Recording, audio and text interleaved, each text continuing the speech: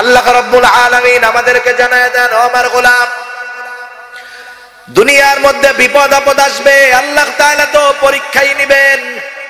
আল্লাহ তাআলা বলেন, ওয়ালা নাবলুওয়ান্নাকুম বিশাইইম মিনাল খাউফি ওয়াল জু' ওয়া নাকসিম মিনাল আমওয়ালি ওয়াল আনফুসি ওয়াস সামারাত।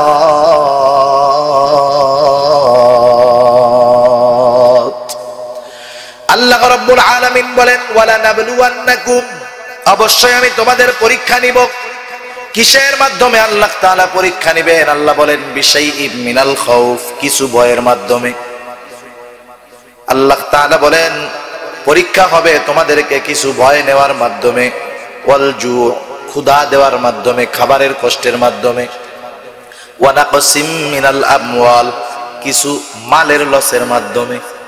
ব্যবসায় লস হয় না মাঝে মাঝে? সন্তানকে বিদেশ পাঠাবে, 15 লাখ দিয়া লস, যাইতে পারে নাই। কিছু মালের নুকসানের মাধ্যমে আমি আল্লাহ পরীক্ষা নিব। ওয়াল আনফুস, জানের নুকসানের মাধ্যমে পরীক্ষা নিব, অসুস্থ করে দিব, অ্যাক্সিডেন্টে হাত পা ফালায়া দিব। ওয়াবাশশিরিস সাবিরিন, আল্লাহ তাআলা বলেন এই বিপদ আসার পরেও যারা সবর করবে এদেরকে জান্নাতের সুসংবাদ দিয়ে দাও। এখন সবর তো করব, সবরের মধ্যে আর কি কাজ আছে? আল্লাহ রাব্বুল আলামিন বলেন, সবরের সময় মানে বিপদের সময় সাহায্যের দরকার আছে না নাই? বিপদ দেয় কে? এখন সাহায্য যদি তার কাছেই চাওয়া যায় সেটা সবচেয়ে ভালো না? আল্লাহ তাআলা বলেন, ও আমার ঈমানদার, তুমি তো এই বিষয়ের উপরে ঈমান এনেছো যে আমি আল্লাহই তাকদীরের ভালো মন্দ আমি আল্লাহর পক্ষ থেকেই হয়। যেহেতু তোমাকে একটু বিপদ দিয়ে পরীক্ষা নিলাম, আবার যখন সইতে পারবা না আমার কাছে সাহায্য চাওয়ার ব্যবস্থাও করলাম। কোন পদ্ধতিতে সাহায্য চাইবা? আল্লাহ তাআলা বলেন, ইয়া আইয়ুহাল্লাযীনা আমানুস্তাঈনু বিস-সাবরি ওয়াস-সালাহ। আল্লাহ তাআলা ঈমানদারদেরকে উদ্দেশ্য করে বলেন, ও ঈমানদারেরা, তোমরা বিপদে পড়ছো, সাহায্যের প্রয়োজন। যেই বিপদ আমি আল্লাহ দিয়েছি সেই বিপদ দুনিয়ার কোনো মানুষ সেই বিপদ থেকে তোমাকে উদ্ধার করতে পারবে না। বিপদ যেহেতু আমি দিয়েছি, আমি আল্লাহর কাছেই সাহায্য চাও। কোন পদ্ধতিতে সাহায্য চাইবা? আল্লাহ তাআলা বলেন, ইস্তাঈনু বিস-সাবরি ওয়াস-সালাহ, সাহায্য চাইবা সবর এবং সালাতের মাধ্যমে। ইয়া আইয়ুহাল্লাযীনা আমানুসবিরু ওয়া সাবিরু ওয়া রাবিতু ওয়াত্তাকুল্লাহ। আল্লাহ রাব্বুল আলামিন বলেন, হে ঈমানদারেরা, তোমরা যদি সফল হতে চাও, চূড়ান্ত দিনে চূড়ান্ত সফল যদি হতে চাও, 1 নাম্বার ঈমান আনার পর যেই বিষয়টা তোমাকে খেয়াল রাখতে হবে, আল্লাহ বলেন ইসবিরু। 1 নাম্বার বিষয় আল্লাহ তাআলা বলেন ইসবিরু, সবর করো, সবর। এখন সবর করবা, একটু পরে সবরের মধ্যে নাই। একদিন সবর করছো আর একদিন সবর নাই, এমনটা নয়। ওয়াসাবিরু, তুমি সবরের উপরে অটল থাকো, অটল। যখন যত বিপদ আসুক, যখন যত কষ্ট আসুক, সবরচ্যুত হবা না, তুমি সবরের উপরে থাকবা। 1 নাম্বার আদেশ সবর করো। 2 নাম্বার যেই বিষয়ের উপরে সবর করবা তার উপরে অটল থাকো। ওয়ারাবিতু, সব সময় জিহাদের জন্য প্রস্তুত থাকো। 4 নাম্বার ওয়াত্তাকুল্লাহ, আল্লাহ তাআলাকে ভয় করো। কি হবে এই 4টা গুণ যদি তোমার মধ্যে পাওয়া যায়?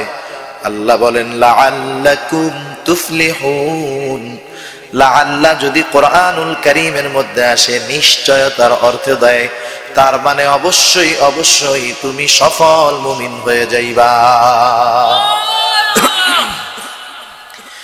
1 নাম্বার আল্লাহ তাআলা বলেন ইসবিরু, সবর করো হে আমার মুমিন। মুফাসসিরিনে কেরাম কোথায় কোথায় সবর করবে, কিভাবে সবর করবে, মুফাসসিরিনে কেরাম জানায় দেন 3টি বিষয়ের মধ্যে সবর করতে হবে। কয়টি বিষয়? 3টি বিষয়ের মধ্যে সবর। 1 নাম্বার ইবাদতের ক্ষেত্রে সবর, 2 নম্বর মুসিবতের ক্ষেত্রে সবর, 3 নম্বর গুনার থেকে বাঁচার জন্য সবর। 1 নম্বর সবরুন আনিল ইবাদাহ, সবরুন আনিত তাআত, আল্লাহর আনুগত্যের ক্ষেত্রে সবর, আল্লাহ রাব্বুল আলামিনের আদেশ নিষেধ মানার ক্ষেত্রে সবর। এই যে আমরা ইবাদতগুলা করি, প্রতিটা ইবাদতের মধ্যে কিন্তু সবর আছে। আমরা অনেক সময় মনে করি শুধুমাত্র বিপদে পড়লাম, চুপ করে বসে থাকলাম, এটাই মনে হয় ধৈর্য। না না, এটা সবর নয়। মানুষের জীবনের প্রতিটা মুহূর্তে মুহূর্তে সবর জড়ায় আছে। এই সবরের সাথে যখন কোনো মানুষ থাকতে পারবে, সে সাবিরিন বান্দাদের তালিকায় তার নাম অন্তর্ভুক্ত হয়ে যাবে। 1 নম্বর ইবাদতের ক্ষেত্রে সবর। যে কোনো ইবাদতের মধ্যে যদি সবর পাওয়া যায়, সেই ইবাদত হয়ে যাবে একনিষ্ঠ ইবাদত। যেমন ইবাদতের মধ্যে যদি ইহসান থাকে, সবরওয়ালা ইবাদত হবে। রাসূলুল্লাহ সাল্লাল্লাহু আলাইহি ওয়াসাল্লামকে জিজ্ঞাসা করা হইতেছে হাদিসে জিবরাইল আলাইহিস সালাম মানব সুরতে এসে রাসূলুল্লাহ সাল্লাল্লাহু আলাইহি ওয়াসাল্লামকে জিজ্ঞাসা করতেছে, মাল ইহসান, ইহসান কাকে বলে? নবীজি বললেন, ইহসানের সর্বোচ্চ পর্যায় হলো ইবাদতের মধ্যে ইহসান থাকা। আল্লাহর নবী বললেন, আন তা'বুদাল্লাহা কাআন্নাকা তারা ফাইন লাম তাকুন তারাহু ফাইন্নাহু ইয়ারাক।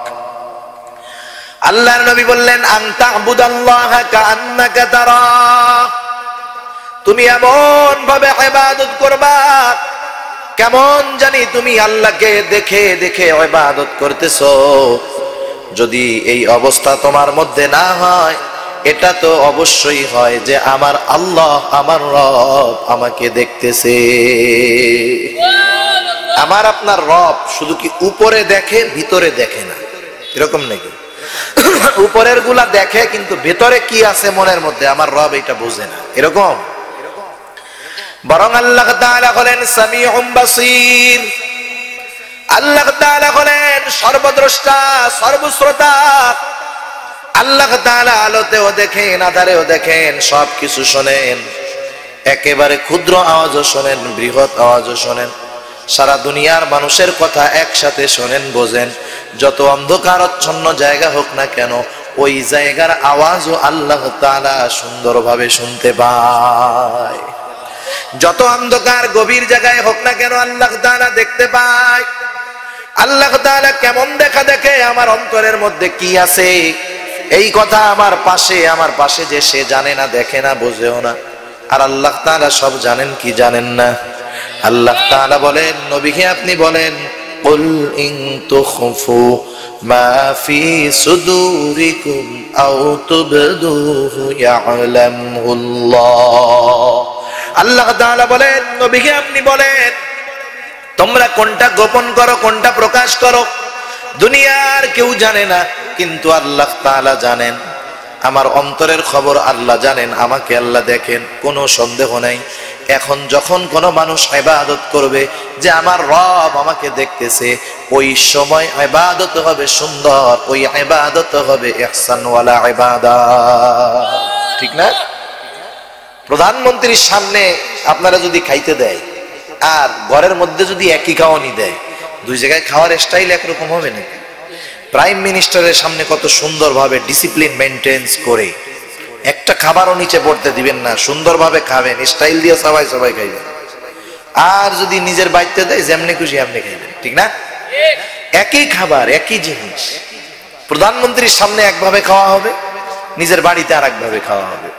প্রধানমন্ত্রীর সামনে সর্বোচ্চ সতর্কতা থাকবে, কারণ উনি আমাকে দেখতেছেন আমি কিভাবে খাই, আমার খাওয়াটা ফলো হচ্ছে, রেকর্ড হচ্ছে। তাহলে দেখেন আমাদের অবস্থা ঠিক এর ব্যতিক্রম। আমরা মানুষের সামনে আমাদের ইবাদতকে সুন্দর করি, আর যখন মানুষের সামনে থাকি না, তখন ইবাদত যেমনে মন চায় তেমনে করি। কিন্তু মানুষের সামনে মনে হয় আল্লাহ দেখে, মানুষ তৈলা গেলে মনে হয় আল্লাহ দেখে না। সব সময় দেখে তো। তাহলে তো একান্তে নিভৃতে যখন থাকতাম, তখন তো আমার ইবাদত আরো সুন্দর হওয়ার কথা ছিল, কিন্তু আমার ইবাদত সুন্দর নয়। কেন নয়? কারণ আমি অন্তরের ভিতরে ওই কথা দৃঢ়ভাবে বসাতে পারি নাই। যদিও মুখে বলতেছি আমার আল্লাহ আমাকে দেখতেছে, ওই কথাটার পরিপূর্ণ অন্তরের মধ্যে যদি বিশ্বাস হতো, আমার ইবাদতগুলা সবরওয়ালা ইবাদত হয়ে যাইত। সবরওয়ালা ইবাদত মানে কোনটা? যেই ইবাদত হবে একমাত্র কার সন্তুষ্টির জন্য? আওয়াজ করে বলেন। আল্লাহ তাআলার সন্তুষ্টির জন্য যে কোনো ইবাদত, ছোট হোক আর বড় হোক, ইবাদত হবে আল্লাহর সন্তুষ্টির জন্য, রাসূলের তরিকায়। এই দুইটা জিনিস যখন ইবাদতের মধ্যে চলে আসবে, উদ্দেশ্য আল্লাহর সন্তুষ্টি, আল্লাহকে দেখানোর উদ্দেশ্য, পদ্ধতিটা রাসূল সাল্লাল্লাহু আলাইহি ওয়াসাল্লামের, তাহলে আমার ছোট বড় সব ইবাদত হবে সবরওয়ালা ইবাদত। 2 নাম্বার, গুনাহ থেকে বেঁচে থাকার ক্ষেত্রে সবর, সবরুন আনিল মাআসিয়া, গুনাহ থেকে বেঁচে থাকার সবর। অন্তরের মধ্যে যদি এই ভয় চলে আসে, আল্লাহর ভয়, আমার আল্লাহ সব সময় আমাকে দেখতেছে, আমার অবস্থা সব সময় পর্যবেক্ষণ করা হইতেছে, আমার সাথে 2 জন ফেরেশতা আছে। আসেনি আপনাদের সাথে? নাকি আপনাদের এলাকায় থাকে না? সবার সাথে আছে না 2 জন করে? আল্লাহ তাআলা বলেন কিরামান কাতিবিন ইয়ালামুনা মা তাফআলুন। আল্লাহ তাআলা বলেন কিরামান কাতিবিন, আমাদের সাথে আছে, আমরা কি করি সব কিছু তারা জানে। শুধু জানে, রেকর্ড হয় না? আমরা যে একটা কথা বলি, কথা রেকর্ড হয়। আপনার আত্মীয় স্বজন আছে একবারে লন্ডন আমেরিকা থাকে, আপনি যখন তার এই জায়গা থেকে ফোন দেন, মোবাইলের তারও নাই, কিচ্ছু নেই, ফোন দেওয়ার সাথে সাথে ওই প্রান্তে থেকে ফোন রিসিভ করে দুজনের মধ্যে কথা হয়। আপনি প্রতিদিন আপনার ভাইয়ের সাথে কথা বলেন, ভাই ছাড়া অন্য কেউ যদি ফোনটা রিসিভ করে, এক শব্দ বলার সাথে সাথে আপনি বুঝে যাবেন যে ফোন আমার ভাই রিসিভ করে নাই, ঠিক না? আল্লাহর কি কুদরত! এখান থেকে যেই ভাষায় যেভাবে শুনতে একবার আপনি আমি যেভাবে বলি, দুনিয়ার অপর প্রান্তে আমার আত্মীয় ফোনের মধ্যে হুবহু সেভাবেই শোনে, ঠিক কিনা? ভিডিও কলের মধ্যে দেখতেছি, এখান থেকে আমি ওরে দেখি, ও আমারে ওইখান থেকে দেখে, তারও নাই, কিচ্ছু নেই। কিসের মাধ্যমে যায়? বাতাসের মাধ্যমে। এই কথাগুলা আমরা যে বলি, সব কথাগুলা বাতাসের মধ্যে আছে। আমাদের কথাটাকে বিশেষ পদ্ধতি নেটওয়ার্কিং সিস্টেমের মাধ্যমে এই নেটওয়ার্ক থেকে ওই নেটওয়ার্কের নির্দিষ্ট নাম্বার থেকে নির্দিষ্ট নাম্বারে পৌঁছায় দেওয়া হয়। এই জন্য যখন আমরা মোবাইলে কল করি, একটা নাম্বার ভুল যদি হয়, নেটওয়ার্কিং সিস্টেম ওই নির্ধারিত নাম্বারের মধ্যে নিয়ে যায়। তার মানে আমাদের কথাগুলা বাতাসের মধ্যে ওইখানে পৌঁছায় যায়। আল্লাহর কি কুদরত! যেই আল্লাহ এমন ক্ষমতা মানুষকে দিলেন, সেই আল্লাহ আমার সারা জিন্দেগির কথাগুলাকে কি রেকর্ড করতে পারে না? আমি কোন কথা বলি, ভালো কথা বলি না মন্দ কথা বলি, দুনিয়ার কেউ শুনুক আর না শুনুক, দুনিয়ার কেউ দেখুক আর না দেখুক, আল্লাহ বলেন রেকর্ড হয়ে যাইতেছে। মা ইয়ালফিযু মিন কাউলিন ইল্লা লাদাইহি রাকীবুন আতীদ। সব রেকর্ড হয়ে গেছে। অনেক মানুষের রেকর্ড তো আছে, হুজুর বাইর করবে কেমনে, কার্ডটা কোন জায়গায় আছে তা ঠিক আছে না? আল্লাহর কাছে পদ্ধতি আছে না নাই? গুগলে সার্চ দেন না মাঝে মধ্যে, আপনি যেই ওয়ার্ডটা লিখে সার্চ দেন, ওটা দেওয়ার সাথে সাথে আপনি বলার আগে গুগল আপনারে বলে আপনি কি এটা চান, এটা চান, এটা চান, এটা চান, ঠিক না? আমরা 2টা শব্দ লিখি বা 2টা অক্ষর লেখার সাথে সাথে ওর সাথে মিল রেখে 15-20টা সিরিয়ালে চলে আসে। চিন্তা করেন, আমার ব্রেনের চাইতে গুগল অ্যাডভান্স কাজ করতে চাইতেছে। আপনি বলেন যে না না ওইগুলা না, যেটা চান সেটা যখন লিখে সার্চ দেন, lakh lakh billion billion trillion trillion তথ্যের মধ্য থেকে, ভিডিওর মধ্য থেকে, অডিওর মধ্য থেকে, ফাইলের মধ্য থেকে আপনি যেটা লিখছেন কয়েক সেকেন্ডে আপনার সামনে সেটা চলে আসে, ঠিক কিনা? এ সিস্টেম মানুষ বানাইছে, তৌফিক দিছে কে? সেই আল্লাহ যদি বলে ও বাতাস, পৃথিবীর শুরু থেকে নিয়ে শেষ পর্যন্ত আব্দুল করিম তার হায়াতে কি কথা বলেছে, কতগুলা বলেছে, সবগুলা আলাদা করে দাও। আল্লাহ পারেন কি পারেন না? তাহলে দেখেন, আমি যে গোনার কথাগুলা বলি এগুলা রেকর্ড আছে, শুধু তাই নাই, কিরামান কাতিবিন আমার কর্মের সাক্ষী হিসাবে আছে। আল্লাহ তাআলাও সব কিছু জানতেছে। এখন যদি আমার মধ্যে এই ভীতি না আসে যে আমার গুনাহ, আমার পাপ দুনিয়ার মানুষ না জানলেও আল্লাহ জানেন, কিরামান কাতিবিন জানতেছে, ফেরেশতারা জানতেছে, এই ভয় যখন অন্তরের মধ্যে চলে আসবে, গুনাহ থেকে বেঁচে থাকা সহজ হয়ে যাবে। কিন্তু আমরা মনে করি রাতের বেলা মনে হয় না, দেখে না। কিরামান কাতিবিনের কি সরকারি চাকরি নাকি যে 8 ঘন্টা ডিউটি, শুক্র শনি অন্যান্য দিন সরকারি ছুটির দিন ছুটি? এই অবস্থা কিরামান কাতিবিনের। বালেগ হওয়ার সাথে সাথে যে 2 জন আছে পায়খানার মধ্যে গেলেও থাকে। কি মনে করতেছেন যে কিছু ফেরেশতা আছে পায়খানার মধ্যে গেলে থাকে না? ও 2 জন তা না, ও 2 জন সব সময় থাকে। কারণ পায়খানার মধ্যে যায় তো গুনার কাজ করতে পারে, ঠিক কি না? সব সময় আছে কিরামান কাতিবিন। এই চিন্তার আল্লাহর ভয়, এটা যখন আমার অন্তরের মধ্যে চলে আসবে, শুধু তাই নয়, কিয়ামতের ময়দানে এরা তো সাক্ষী আছে। আল্লাহ তাআলা কোরআনুল কারীমের মধ্যে জানায় দেন, ও আমার গোলাম, আমি তো তোমার জবান থেকে সাক্ষী নিব, যেই জবান দিয়ে কথা ছুঁড়া মারছো। আমি তো তোমার হাতের থেকে, পায়ের থেকে, চোখের থেকে, চামড়ার থেকে সাক্ষী নিব। আল্লাহ তাআলা বলেন, আল-ইয়াউমা নাখতিমু আলা আফওয়াহিহিম ওয়া তুকাল্লিমুনা আইদিহিম ওয়া তাশহাদু আরজুলুহুম বিমা কানু ইয়াকসিবুন। আল্লাহ তাআলা বলেন, আল-ইয়াউম, আজকের এই দিন অর্থাৎ কিয়ামতের দিন, নাখতিমু আলা আফওয়াহিহিম, আমি তাদের মুখের উপরে মোহর মেরে দিব। কথা বলবে আমার সাথে, কথা বলবে তাদের হাত, সাক্ষী দিবে তাদের পা। বিমা কানু ইয়াকসিবুন, দুনিয়ার মধ্যে হাত দ্বারা, পায়ের দ্বারা কি তারা উপার্জন করেছে। বিশ্বাস হয় তো? কথা কার? আল্লাহ। আল্লাহ তাআলা আরো বলেন, শুধু হাত পা সাক্ষী দিবে তা নয়, আল্লাহ বলেন, শাহিদা আলাইহিম সামউহুম ওয়া আবসারুহুম ওয়া জুলুদুহুম বিমা কানু ইয়াকসিবুন। আল্লাহ তাআলা বলেন, সাক্ষী দিবে তাদের চোখ, সাক্ষী দিবে তাদের কান, সাক্ষী দিবে তাদের চামড়া। কি গুনাহ করেছে, কি অন্যায় করেছে, কি অপরাধ করেছে, সব আল্লাহ তাআলার কাছে বলে দিবে। এখন কোন মানুষ যদি গুনার কাছ থেকে বেঁচে থাকার সবরের মধ্যে অন্তর্ভুক্ত হতে চায়, যুবক মানুষ, যৌবনের তাড়না, শয়তানের ধোঁকা, দুইটা এক হয়ে গেছে, বেগানা নারীর দিকে নজর যেতে চায়, তখন যদি তার অন্তরের মধ্যে থাকে, ও আমার চোখ, যতই শয়তান তুমি আমার মনের মধ্যে ওয়াসওয়াসা দাও না কেন, এই দেখা আমার একা হবে না, কিরামান কাতিবিনও দেখবে। ঠিক না? আপনি একটা গুনার কাজ করবেন, আপনার আব্বা যদি উপস্থিত হয়, করবেন নাকি? আব্বার চোখ ফাঁকি তো দেওয়া যায় মাঝে মধ্যে, চশমাটা সরাই ফেলবেন, চোখে দেখে না, আর দেখবেও না। কিন্তু কিরামান কাতিবিনের চোখের পাওয়ার কমে না, আমাদেরও চোখের পাওয়ার কমতে পারে। আপনার অন্তর, আমার অন্তরে যদি এই চিন্তা আসে, চোখ আজকে হয়তো মজার কারণে তোমার দেখতে মন চায়, কিন্তু তুমি তো কোরআনুল কারীমের মধ্যে আসছে, তুমি তো আমার বিপক্ষে আল্লাহর কাছে সাক্ষী দিবা।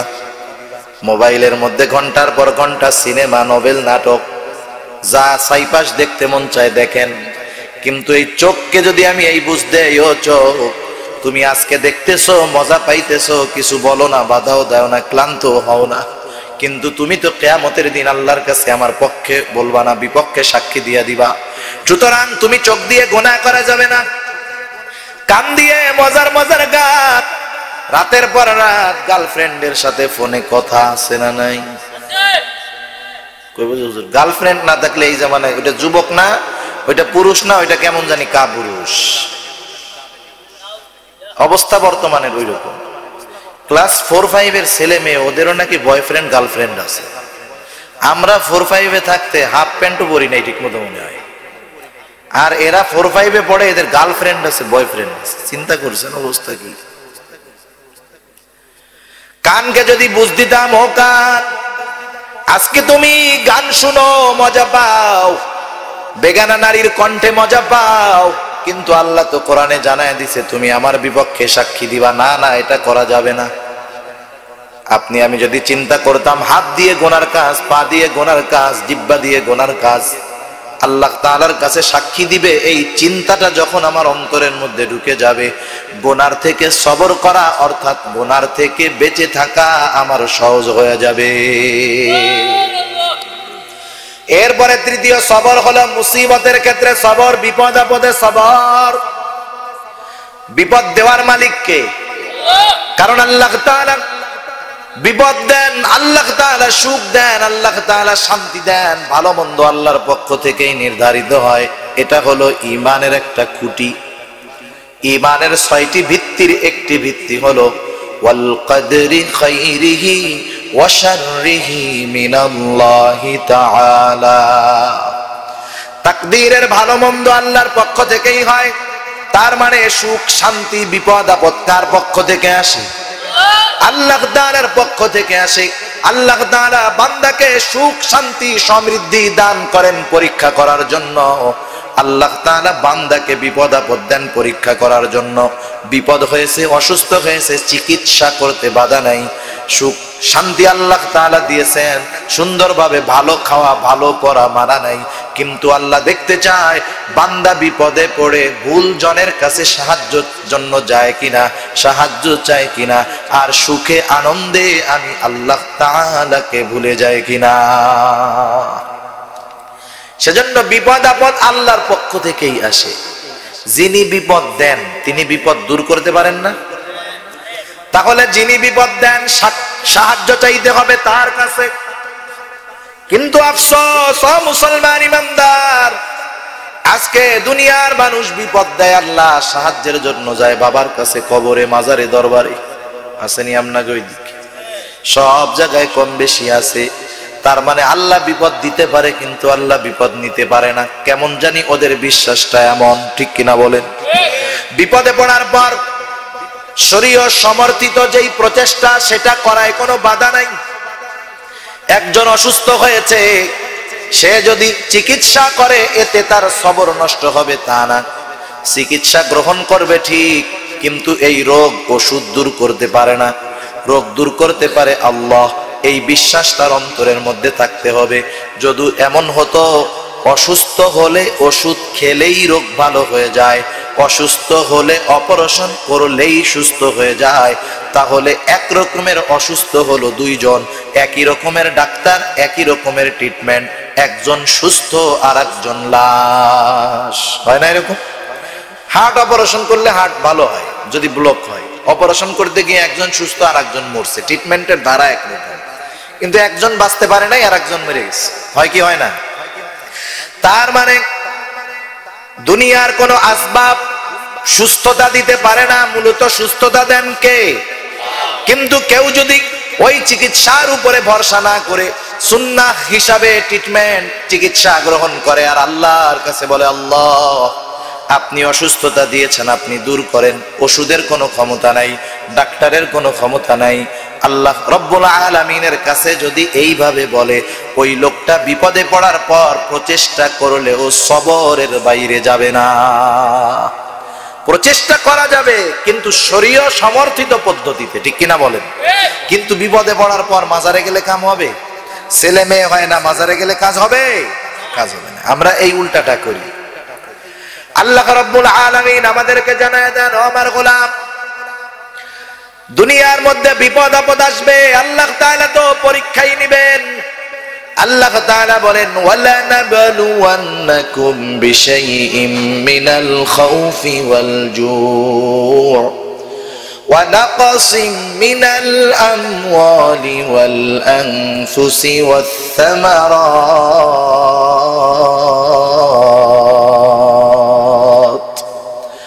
আল্লাহ রাব্বুল আলামিন বলেন, ওয়ালা নাবলুওয়ান্নাকুম, অবশ্যই আমি তোমাদের পরীক্ষা নিব। কিসের মাধ্যমে আল্লাহ তাআলা পরীক্ষা নেবেন? আল্লাহ বলেন, বিশাইইম মিনাল খাউফ, কিছু ভয়ের মাধ্যমে। আল্লাহ তাআলা বলেন পরীক্ষা হবে তোমাদেরকে কিছু ভয় নেওয়ার মাধ্যমে, ওয়াল জু, ক্ষুধা দেওয়ার মাধ্যমে, খাবারের কষ্টের মাধ্যমে, ওয়া নাকসিম মিনাল আমওয়াল, কিছু মালের লসের মাধ্যমে। ব্যবসায় লস হয় না মাঝে মাঝে? সন্তানকে বিদেশ পাঠাবে, 15 লাখ দিয়া লস, যাইতে পারে নাই, কিছু মালের নুকসানের মাধ্যমে আমি আল্লাহ পরীক্ষা নিব, ওয়াল আনফুস জানের নুকসানের মাধ্যমে পরীক্ষা নিব, অসুস্থ করে দিব, অ্যাক্সিডেন্টে হাত পা ফালায়া দিব। ওয়াবাশশিরিস সাবিরিন আল্লাহ তাআলা বলেন এই বিপদ আসার পরেও যারা সবর করবে এদেরকে জান্নাতের সুসংবাদ দিয়ে দাও। এখন সবর তো করব, সবরের মধ্যে আর কি কাজ আছে?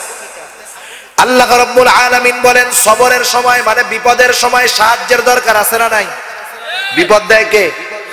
এখন সাহায্য যদি তার কাছেই চাওয়া যায় সেটা সবচেয়ে ভালো না? আল্লাহ তাআলা বলেন ও আমার ঈমানদার, তুমি তো এই বিষয়ের উপরে ঈমান এনেছো যে আমি আল্লাহই তাকদীরের ভালো মন্দ আমি আল্লাহর পক্ষ থেকেই হয়। যেহেতু তোমাকে একটু বিপদ দিয়ে পরীক্ষা নিলাম, আবার যখন সইতে পারবা না আমার কাছে সাহায্য চাওয়ার ব্যবস্থাও করলাম। কোন পদ্ধতিতে সাহায্য চাইবা?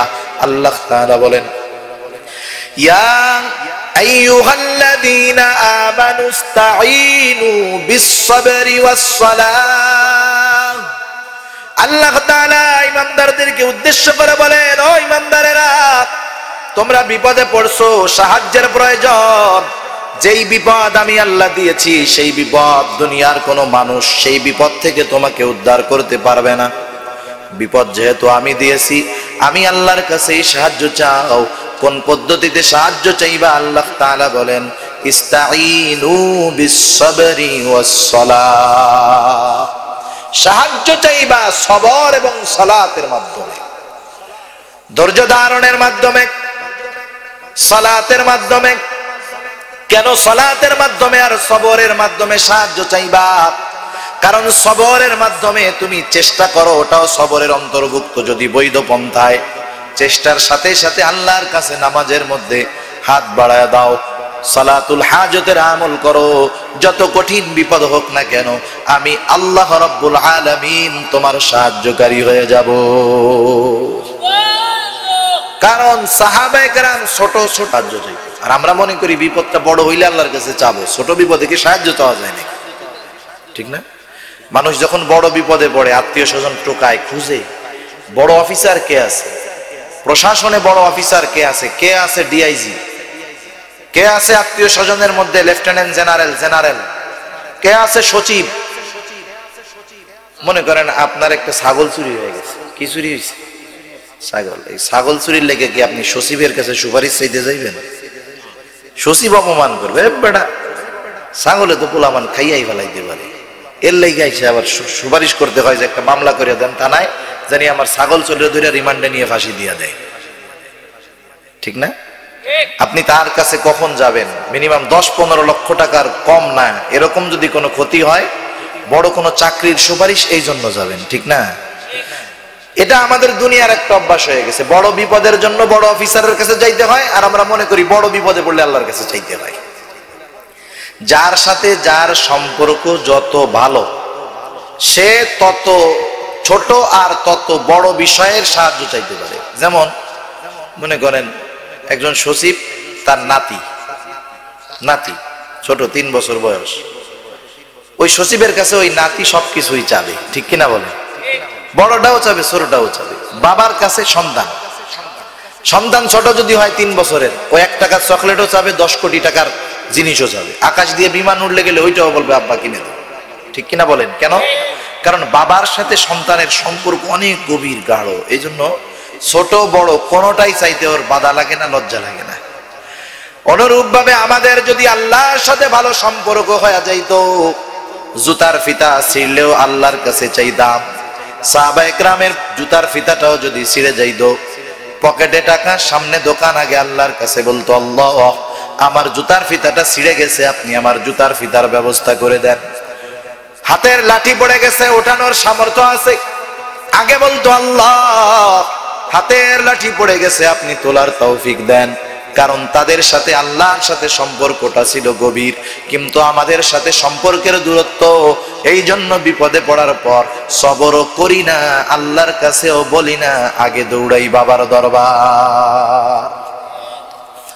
কিন্তু আল্লাহ তাআলা বলেন বান্দা ইস্তাঈনু বিস-সাবরি ওয়াস-সালাহ। প্রকৃত সবর করনেওয়ালা সে বিপদ আসার পর শরীয়ত সমর্থিত ব্যবস্থা গ্রহণ করার সাথে সাথে সালাতে নিমজ্জিত হয়ে যায়। কারণ বান্দা আল্লাহর কাছে কোন নামাজের মাধ্যমে সাহায্য চাবে নবী জানায়া দিয়েছেন। আমরা বলি সালাতুল হাজাত, হাজাত প্রয়োজনীয়তা পূরণের সালাত। আমার প্রয়োজন, যা কিছু প্রয়োজন সব কিছু আল্লাহ রাব্বুল আলামিনের কাছে বলার সুযোগ রয়েছে। যা মন চায়, শুধু এমন বিষয় নয় যেটা অবৈধ এবং যেটা নিশ্চিত পাওয়া যাবে। কেউ যদি আল্লাহরে মহব্বত করে, আল্লাহ আমারে কিয়ামত পর্যন্ত হায়াত দেন, এটা চাওয়া যাবে। কেউ যদি গুনার কোনো কিছু চায়, এটা চাওয়া যাবে। ওগুলা ছাড়া যেগুলো আল্লাহ তাআলা আমাদের চাওয়ার নির্দেশ দিয়েছেন সব চাওয়া যাবে। যুবকরা আছেন, আপনি দিনদার বউ চান, 1 কোটি বার চান, কোনো অসুবিধা নেই। আল্লাহর কাছে চান যে আল্লাহ আমার একটা নেককার স্ত্রী দেন। যারা বিবাহ করছেন আল্লাহর কাছে চান আল্লাহ আমার একটা দিনদার সন্তান দেন। সব চাওয়া যায় আল্লাহ তাআলার কাছে। আল্লাহ রাব্বুল আলামিন বলেন, ইস্তাঈনু বিস-সাবরি ওয়াস-সালাত, সবরের সাথে সালাতের মাধ্যমে যারা আমি আল্লাহর কাছে সাহায্য চায় বিপদে পড়লে, ওরাই হলো মূলত সাবিরিন বান্দা। আর যেই মানুষগুলো সাবিরিন, ধৈর্য ধারণকারী, আল্লাহ তাআলা বলেন ইন্নাল্লাহা মা'আস সাবিরিন।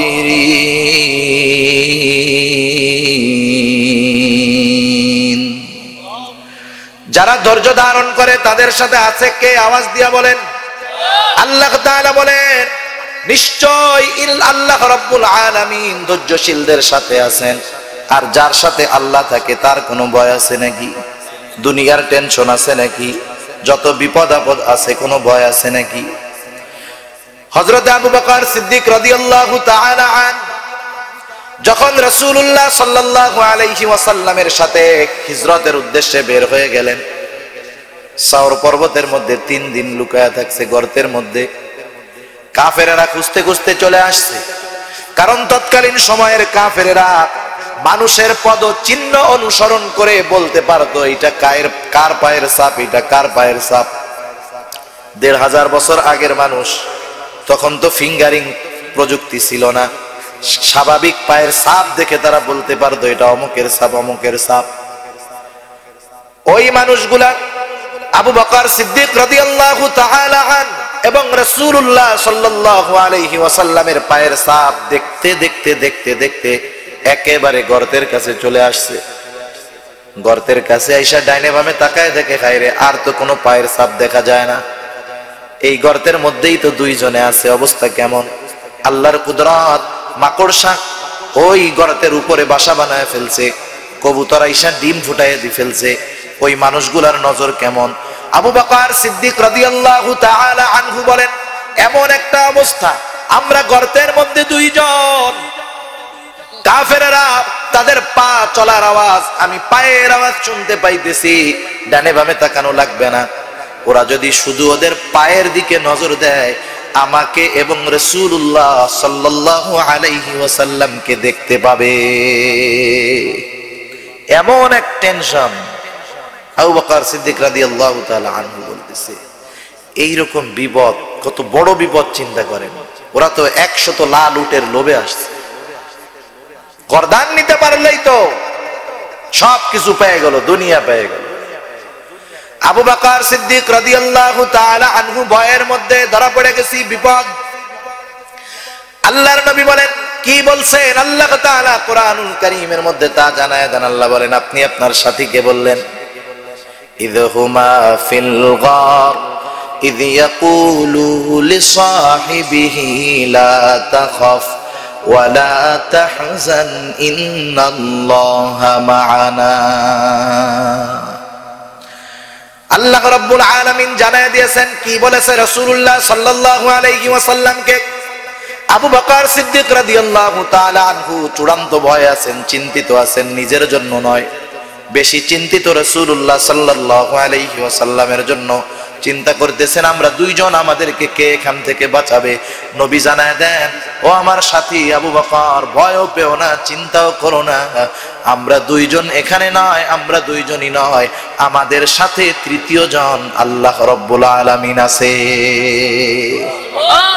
ইন্নাল্লাহা মা'ানা, আল্লাহ আমাদের সাথে আছে। আর আল্লাহ বলেন যেই বান্দা সবর করে আল্লাহ তার সাথে আছে, সুবহানাল্লাহ। তাহলে সবর করলে লাভ না লস? একটু বিপদ আসছে, আল্লাহর কাছে যান, শরীয় সমর্থিত পদ্ধতিতে বিপদ দূর করার চেষ্টা করেন, আর আল্লাহর কাছে বলেন আল্লাহ যেই পদ্ধতি গ্রহণ করেছি এই পদ্ধতিতে সফলতা দান করেন। এই তিনটা জিনিস যখন চলে আসবে, এই লোকটা পরিপূর্ণ সাবিরিন বান্দাদের তালিকায় অন্তর্ভুক্ত হয়ে যাবে। এরপরে আল্লাহ তাআলা বলেন, ও আমার গোলাম, এইরকম সবর এক দুই বিষয়ে বা এক দুই দিন করবা তা না, তুমি গোটা জিন্দেগি সবরের আলোকে জীবন চালাবা। কারণ দিনের উপরে চলতে গেলে তোমার হাজারো বাধা আসবে, হাজারো কষ্ট আসবে, কিন্তু তুমি যতই বিপদ আপদ আসুক না কেন, ইসবিরু ওয়া সাবিরু, সবরের উপরে সর্বদা অটল থাকবা। তার মানে বিপদ আসলেই চুপ করে বসে থাকা, কাইটা গেলে না না ধৈর্য ধারণ করে যাওয়া হবে, এটা সবর না। সবর কোনটা? শরীয়ত সুযোগ দিয়েছে, আপনি এটারে চিকিৎসা করাবেন, সেলাই করাবেন, আর আল্লাহর কাছে বলবেন আল্লাহ তাড়াতাড়ি সুস্থ বানায় দাও, এটা হলো সবর। কথা বোঝা গেছে তো?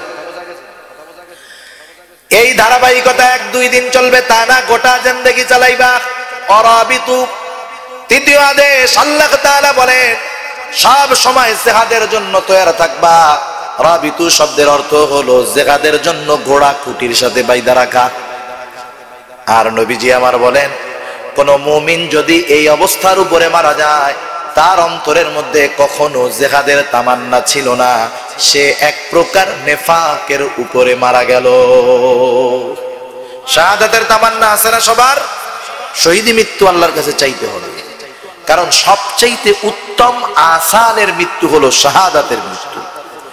হযরত উমর রাদিয়াল্লাহু তাআলা আনহু আল্লাহর কাছে দোয়া করতেন, আল্লাহুম্মা রযুকনা শাহাদাতান ফি সাবিলিক ওয়াজআল মাউতি বিবালাদি রাসূলিক।